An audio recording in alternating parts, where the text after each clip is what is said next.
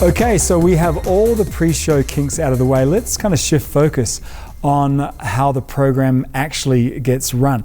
So let's start at the top and really discuss how you power everything up and what order you do that in. So we have all of our sources going into a mixer and then onto our amp. So the power up order is you always start out with your sources, then continuing onto your mixer, and then finally you turn on your amps. Now, if your amps were already on and you had nothing else turned on and you fired up your mixer while your amps are on, you'll get a little spike there and that'll pop your speakers. You don't want that. And then in reverse, when you power down, always start out with your amps first, then you go backwards and kind of upstream, turn your mixer off, and then turn all of your sources off.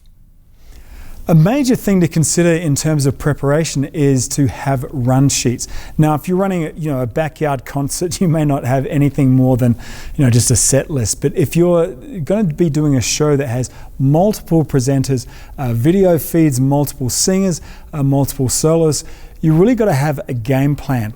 Now, because many of you are going to be doing this in a house of worship, I'll follow through an example in a typical church service. If you're running an outdoor music festival, you can kind of get an idea of what we're doing here. What we're basically trying to do here is just capture all the cues that we have to keep an eye out for.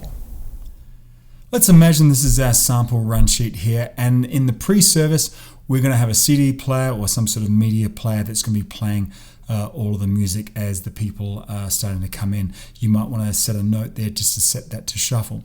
And then we have all of the 4 songs in this example here, and you can set up whatever you want, but here's the things that I really want to know every time is who's taking the lead, who's taking a solo, and then any other notes. So for example, for the first song, Worship the King, that is in John, and he's going to be coming in on input number 20.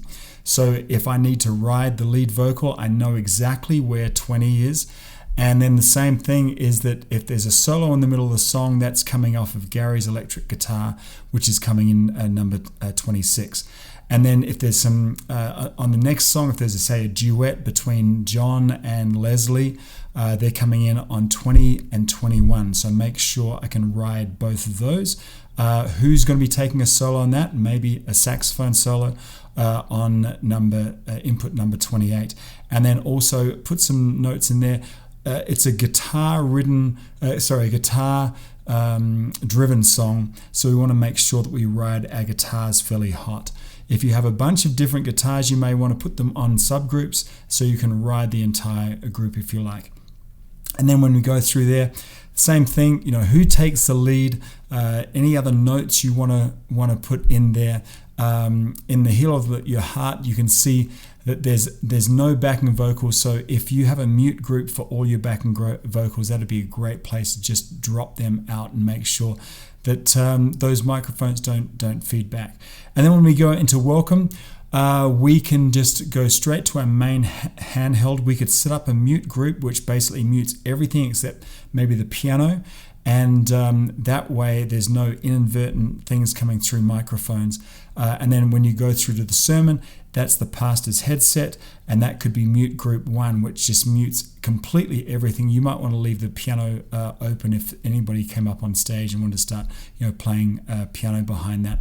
And then in the video announcements, you might want to mute all the microphones and make sure your video feed that is coming from the computer or your video people is open.